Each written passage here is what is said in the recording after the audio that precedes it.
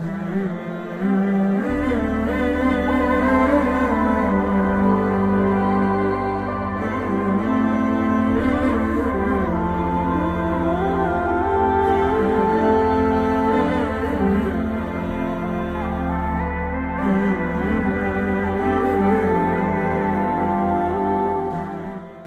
بالله من الشيطان الرجيم بسم الله الرحمن الرحيم الحمد لله رب العالمين والعاقبة للمتقين ولا عدوان إلا على الظالمين والصلاة والسلام على سيدنا ونبينا محمد وعلى آله وصحبه ومن تبعهم بإحسان إلى يوم الدين.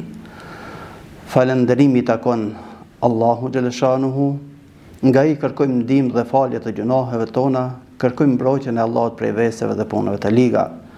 Përshëndetjet tona nga zemra ja dërgojmë njeriu më të sinqert, mësuesit të njerëzimit, Muhammedit alayhis salam, familjes së tij të ndershme, shokëve të tij besnik, si dhe atyre të cilët e ndjekin rrugën e tij deri në ditën e gjykimit. E lutem Allahun xhaleshanuhu që adhurimet e tona që I kemi kri brenda këtyre ditëve dhe natëve, e lutem Zotin që të ketë pranuar nga ne dhe nga gjithë besimtarët. Jemi në prag të një nate që është më me vlerë se sa natë të tjera. Zoti e ka madhëruar dhe I ka dhënë famë dhe e ka ngrit mbi gjitha netët tjera, ku ka zbritur një sure të posaçme, po me këtë emër, pra me emrin El Qadr, suret El Qadr. Atje Allahu xhaleshanuhu na flet për madhështinë, na flet për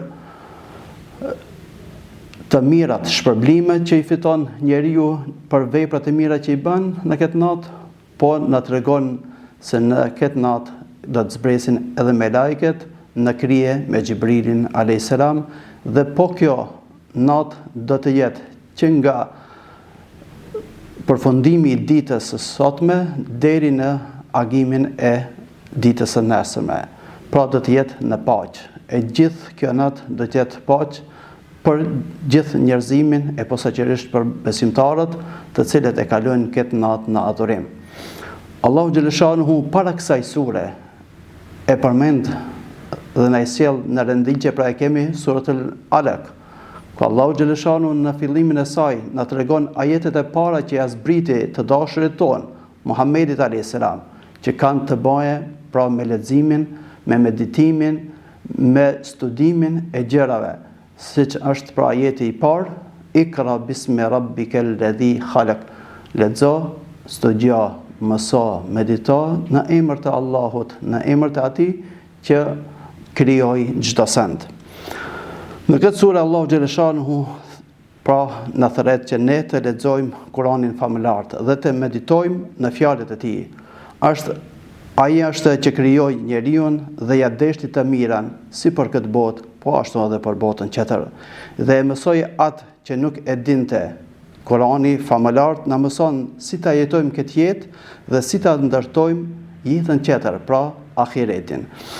Po kur zbriti Allahu xhaleshanuhu këto udhëzime, sigurisht ajetet e para kanë zbritur pikërisht në natën e Kadrit. E për këtë Allahu na flet në surën El Qadr. Lidhshmëria që kanë këto dy sure, sikurse na thonë lexoni atë që ja u zbriti Allahu në natën e Kadrit. Kjo sure përmban me vete shumë virtite, ndërto është në te Allahu xhaleshanuhu e zbriti Kur'anin fisnik. Por nuk mjafton me kaq, po Allahu xhaleshanuhu ka zbritën pra edhe libra tjera, po në natën e Kadrit. Në te Allahu xhaleshanuhu përcakton fatet e krijesave të Tij. E treta, në te Allahu xhaleshanuhu e bëri që të mbizotron paqja nga çdo e keqe dhe në te ka mirësi deri në lindjen e diellit. E katërta, nga urtësia e Allahut kjo në natë mbeti e fshehtë në mënyrë që muslimanët të përpiqen të adhurojnë Allahun në vazhdimsi dhe të arrijnë shpërblimin e difisht. E pesta, Allahu e favorizoi këtë natë duke e madhëruar çështjen e saj, duke e shpërbli më shumë se në të tjera dhe duke ngrit pozicionin e saj. E gjashta, Kur'anin fisnik e bëri Allahu xhaleshanu themel mbi të cilin u ndërtu feja që përshtatet për çdo vend dhe çdo kohë. Dhe nëpërmjet tij Allahu nxorri njerëzit nga errësira e mosbesimit dhe devijimit në dritat e udhëzimit, besimit dhe diturisë. Allahu e madhroi këtë natë dhe nderoi me zbritjen e engjëve nga qielli derisa toka u mbush me ta, duke përfshirë edhe Xhibrilin a.s., bartësin e shpalljeve.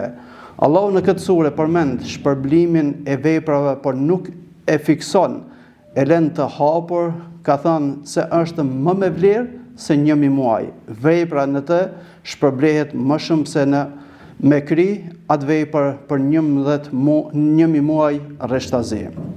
Ky shpërblim me këto përmasa nuk ju ka dhënë asnjë populli para pejgamberit a.s.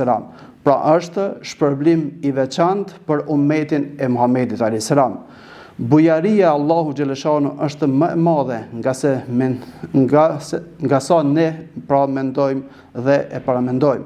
Për atë t'i qasemi veprave të mira që mos t'i humbim këto begati. Diçka më e veçantë e kësaj note është edhe udhëzimi ose pjekja që i bëhet pejgamberit a.s. pikërisht nga Aisha radhiyallahu anha, nëna e besimtarëve, e cila e pyeti pejgamberin a.s. në qoftë se unë e arri atë natë, pra natën e Kadrit, çfarë të bëj unë? Pra edhe kjo pyetje vlen edhe për neve dhe përgjigja vjen nga pejgamberi a.s. ku thot, në qoftë se ti e din se kjo natë është nata e Kadrit, atëherë thuaj Allahumme inneke afuun tuhibbul afe fa'fu anni.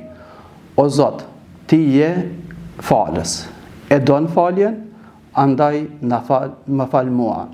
Pra këto janë pejgamberi a.s.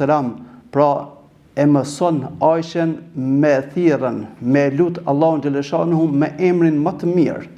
Një nga ato emrat më të mirë është El Afu. Pra ka dallim nga emri El Gafur. Të ditë janë falje, po El Afu don të thotë që Zoti e fal atë gabim dhe e fshin.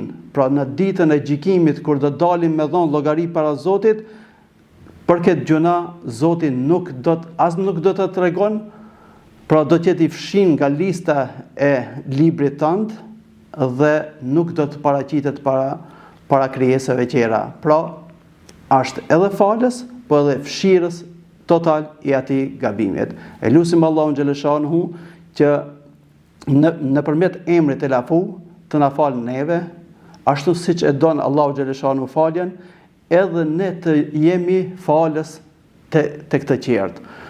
Pra me këtë emër që lutim Allahun xhaleshanu ta morëm edhe në këtë cilësi dhe t'i falmi njerëzit që të jemi të dashur me to dhe të arrim edhe faljen e Allahu xhaleshanu.